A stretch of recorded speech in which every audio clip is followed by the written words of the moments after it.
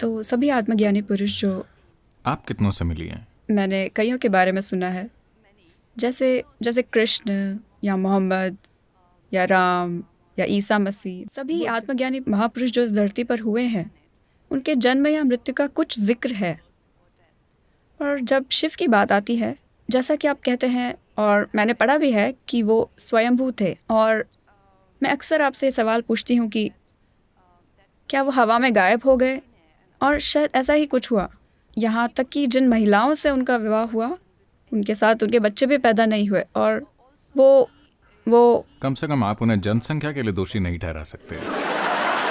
सदगुरु, मैं एक बहुत महत्वपूर्ण बात पर आने वाली हूँ। ऐसी एक थियरी है कि मुझे लगा कि जनसंख्या भी बहुत महत्वपूर्ण नहीं है। नहीं नहीं, ऐसी एक थियरी है कि शिव एलियन है। मेरे पसंदीदा निर्देशक क्रिस्टोफर नोलन ने यह फिल्म बनाई, इंटरस्टेलर, जो मेरी पसंदीदा फिल्मों में से एक है, जिसमें वो लगातार कुछ जीवों को वो कहकर संबोधित कर रहे हैं, वो संपर्क कर रहे हैं, वो हमसे बातें कर रहे हैं, वो ऐसा कर रहे हैं, पर उन्होंने यह कभी स्पष्ट नहीं किया कि वो कौन थे, जैसे कि वो एलियन थे या वो ईश्वर थे, वो कौन थे। और सदगुरु, जैसे मुझे लगता है कि मैंने इसे महसूस किया है।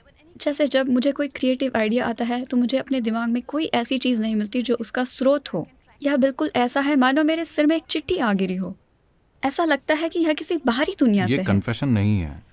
मैं जानती हूँ कि ये कन्फेशन है, पर लेकिन सदगुरु, क्या ऐसा है कि हम बाहरी दुनिया के जीवों द्वारा चलाए जा रहे हैं? क्या ऐसा है? तो वो लोग जिन्हें इंसानी बुद्धि पर भरोसा नहीं है, वो ऊपर देखते हैं कि बुद्धि कहीं और से आएगी। हमें यह समझना होगा कि देखिए, इस देश में कुछ ऐसी चीजें हैं जो बहुत महत्वपूर्ण हैं, जिन्हें दुर्भाग्य से वर्तमान पीढ़ी पूरी तरह से भूल गई है या बहुत कम लोगों को याद है।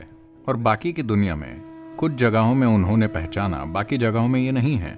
बात बस इतनी है कि यहाँ हमने ऐसी चीजों को इस तरह से समझा। उदाहरण के लिए योग में हम आपकी रीढ़ को ब्रह्मांड की धुरी कहते हैं, हम इसे मेरुदंड कहते हैं, यानी ये ब्रह्मांड की धुरी है। ब्रह्मांड क्या है, कृपया इसे समझिए।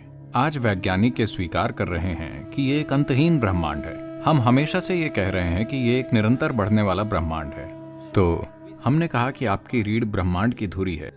ये बात बेतुकी लगती है। कोई वजन उठाए बिना भी कई लोगों की पीठ बुरी तरह दर्द कर रही है, यहाँ तक कि वो चल या दौड़ या कुछ भी नहीं कर पा रहे हैं। अगर ये ब्रह्मांड की धुरी बन जाए तो क्या होगा? हम ऐसा इसीलिए कह रहे हैं क्योंकि देखिए, आपको पता है कि एक ब्रह्मांड है, या आप सोचते हैं कि एक ब्रह्मांड है सिर्फ अपने अनुभव के आधार पर, है कि नहीं? अगर आपने अनुभव नहीं किया होता, अगर आप इसे नहीं देख पाते, अगर आप इसे इस तरह नहीं देख पाते और अनुभव नहीं कर पाते, तो आपको पता नहीं होता कि एक ब्रह्मांड है। केवल आपके अनुभव की वजह से ब्रह्मांड मौजूद है, और वो केंद्र जहां आपका अनुभव संचारित हो रहा है वो आपकी रीढ़ है। अगर हम आपकी रीढ़ में कुछ तार काट दें, आपको शरीर का भी कोई अनुभव नहीं होगा, ब्रह्मांड की तो बात ही छोड़िए। तो चूंकि ब्रह्मांड को अनुभव करने की आपकी क्षमता आपकी रीढ़ में आधारित और केंद्रित है, इसीलिए हम आपकी रीढ़ को ब्रह्मांड की धुरी कह रहे हैं। मान लीजिए कि ये हॉल, देखिए अभी हम इस हॉल की सीमाएं जानते हैं। अब हम ये विवाद कर सकते हैं कि ये इस हॉल का केंद्र है या वो इस हॉल का केंद्र है। मान लीजिए कि इस हॉल की कोई सीमाएं नहीं हैं, तो आप कैसे तय करेंगे कि हॉल का केंद्र कहाँ है? आप जहां हैं वही इस हॉल का केंद्र है ना? इस आधार पर एक मनुष्य के लिए हमने एक पूरी संभावना विकसित की कि कैसे न सिर्फ इन चीजों पर जीवंत अनुभव बना लें।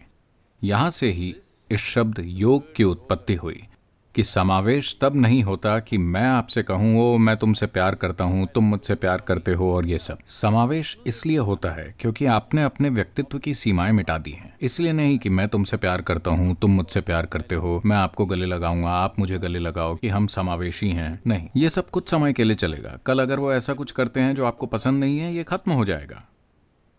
पर जब आप अपने व्यक्तिगत स्वभाव की सीमाएं मिटा देते हैं, जिसमें आपका शरीर भी है, और आप जानते हैं कि यहाँ कैसे बैठना है, आप कौन हैं, उसकी सीमाओं से पहचान बनाए बिना आपकी शारीरिक रचना, आपकी मानसिक रचना, आपकी भावनात्मक रचना की एक सीमा है। ये बड़ी या छोटी हो सकती है। नहीं, मैं शरीर के बड़े होने की बात नहीं कर रहा हूँ। ये छोटा या बड़ा हो सकता है, पर इसकी एक सीमा है।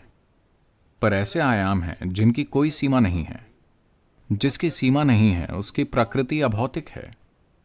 तो हमारा फोकस हमेशा से उस आयाम में होता है जो अभौतिक है। इसीलिए शिव सबसे महत्वपूर्ण बन गए, क्योंकि शिव का अर्थ है वो जो नहीं है, वो जो अभौतिक है।